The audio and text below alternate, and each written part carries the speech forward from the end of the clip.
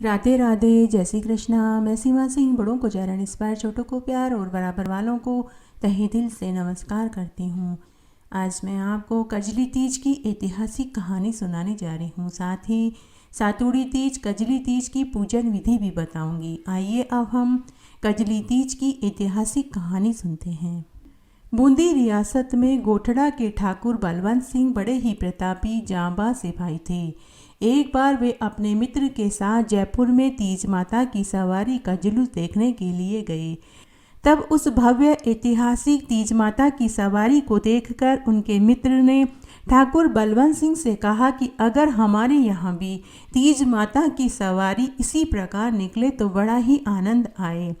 उनके मित्र ने तो ऐसे ही यह बात कही, लेकिन ठाकुर बलवंत सिंह के यह बात घर कर गई। तब उन्होंने मन ही मन निश्चय कर लिया कि जयपुर की तीज माता को जीत कर ही मैं गोठड़ा लेकर आऊँगा। तब एक बार जब जयपुर में तीज की सवारी निकलकर गंतव्य स्थान पर पहुंच गई तो ठाकुर बलवंत सिंह अपने जाबाज, योग्य, बलशाली, तेजस्वी वीर सैनिकों को साथ लेकर जयपुर सावन तीज महोत्सव देखने के लिए पहुंचे और वहां से वे जयपुर तीज माता को अपने पराक्रम के बल पर जीतकर गोठड़ा ले आए। तभी से भादवा मास के शुक्ल पक्ष की तृतीया तिथि को कजली तीज, सातुड़ी तीज, बड़ी तीज, भादवा तीज के नाम से मनाई जाने लगी। ठाकुर बलवंत सिंह की मृत्यु के बाद बूंदी के राजा राम सिंह तीज माता को बूंदी ले आए। उनके शासनकाल में तीज माता की भव्य सवारी निकलने लगी। बूंदी रियासत के सभी राजा, महाराजा, जागीरदार, ठाकुर और राजपूत परिवार, सभी अमीर घराने के लोग परंपरागत पोशाक, साफे, जूतियां, तलवार आदि से सुसज्जित होकर पूरे शानो शौकत के साथ जुलूस में भाग लेने लगे। तीज माता की सवारी पूरे मान सम्मान, संस्कृति, नृत्य गान के साथ निकलने लगी और शाम को वापस राजघराने में तीज माता को ले जाया जाता। 3 दिवसीय ये मेला भरा जाता था। जुलूस में सभी कलाकार अपना अपना दमखम दिखाते। हाथी, ऊंट, घोड़े, रथ आदि निकाले जाते। तलवारबाजी होती, घुड़सवारी होती।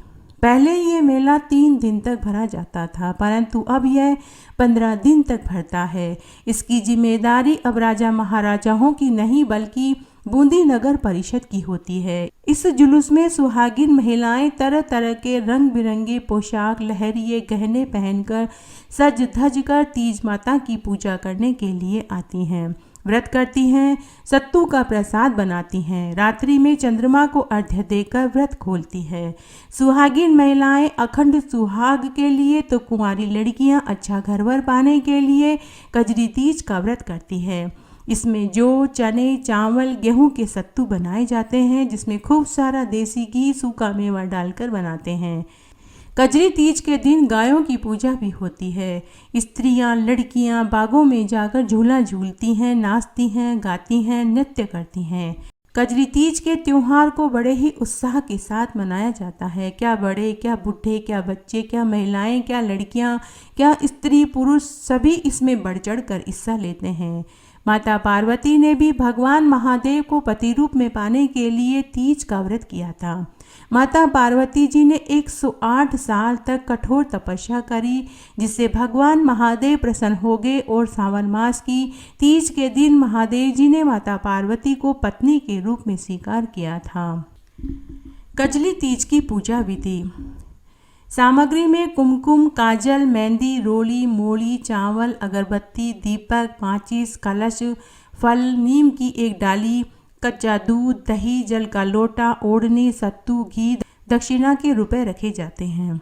सबसे पहले रेत का एक तालाब बनाया जाता है। तालाब में पानी डाला जाता है और तालाब के बीच में मिट्टी के ऊपर नीम की टहनी रोपी जाती है और उसके ऊपर लाल रंग की ओढ़नी का टुकड़ा ओढ़ाया जाता है। साथ ही तालाब के किनारे गणेश जी और लक्ष्मी जी की पीतल या सोने चांदी जैसी भी प्रतिमा हो स्थापित की जाती है।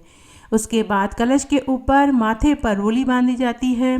रोली का टीका लगाया जाता है, चावल चिपकाए जाते हैं, कलश पर स्वास्तिक बनाया जाता है, घी का दीपक जलाया जाता है, सत्तू का प्रसाद रखा जाता है, दक्षिणा के रुपए और नारियल अर्पित किया जाता है। उसके बाद गणेश जी और माता लक्ष्मी का पूजन किया जाता है।